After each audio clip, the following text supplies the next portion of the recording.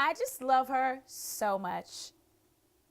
The women inhale coffee while Lululemon sweaters dangle like static in hair or flaccid dicks or participles while they dote and coo over Michelle Obama.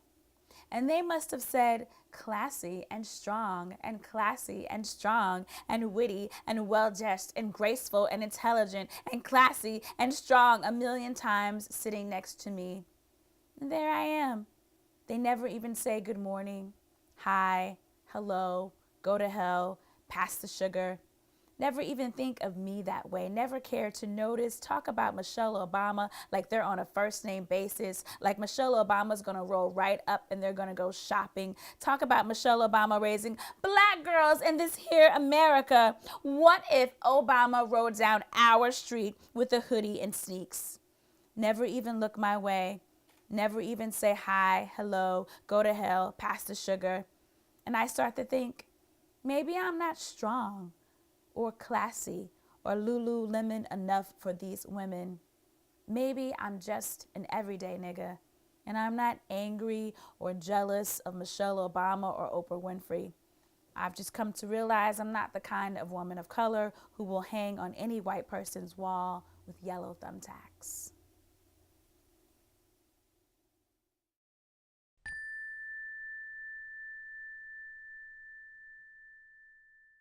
On fact and fiction. Dear beloved, I used to think you were just hairball and hysteria.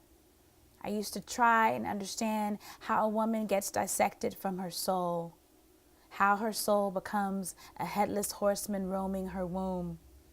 I used to wonder why a woman would circle her discontent as if it were a Kaaba. And no woman wants to put shea butter on stretched out nostalgia. Once the mark is there, prevention is futile. I used to think this blue background on a yellow day was fiction. That growl and cry was a Morrison thing. And now I want to tell dear Tony that she sure knows how to capture hideously beautiful things like this and that, and me too.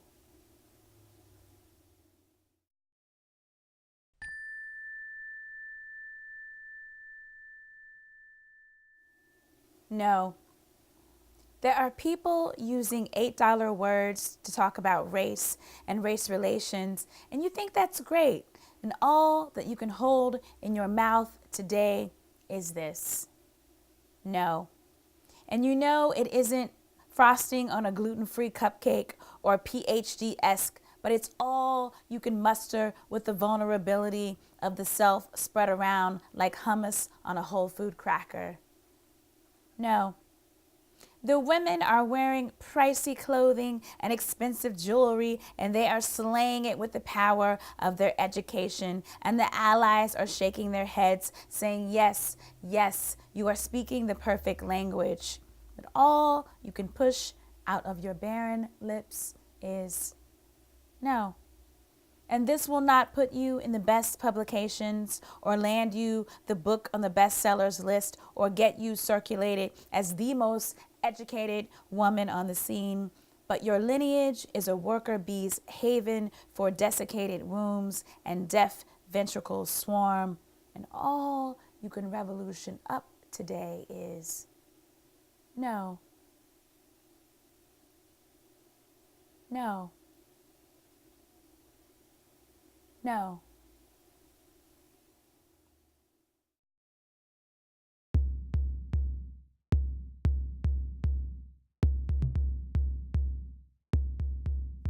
Womanhood speaks to patriarchy, uninterrupted, for the first time.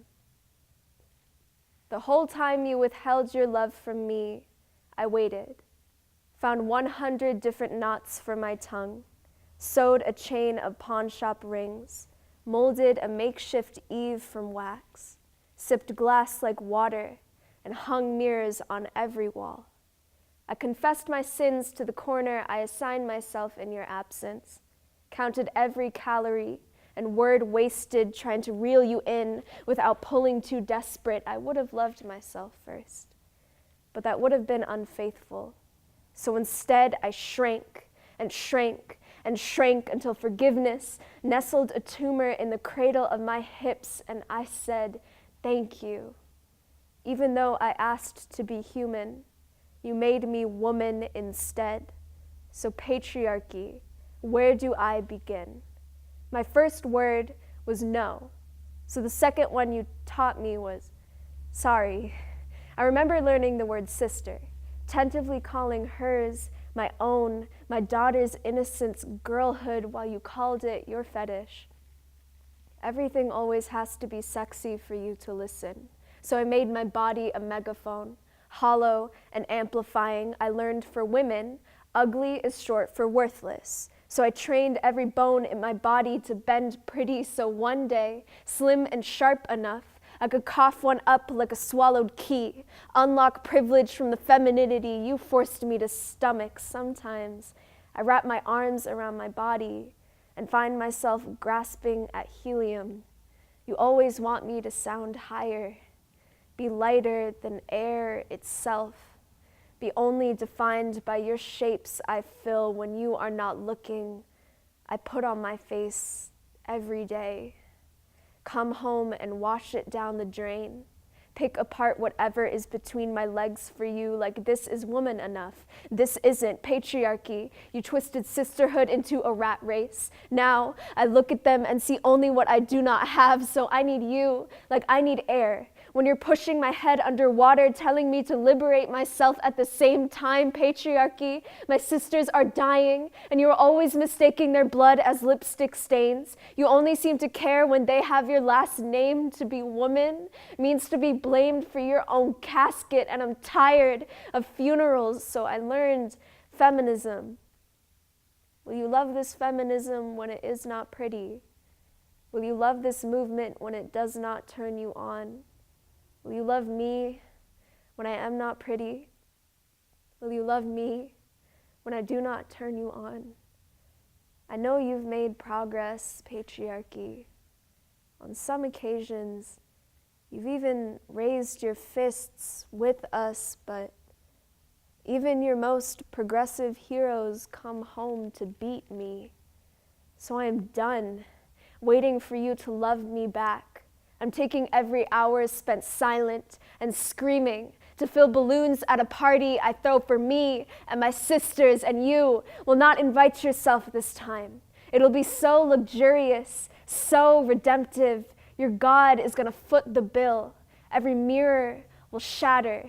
We'll forgive on our own time, and there you'll be, waiting.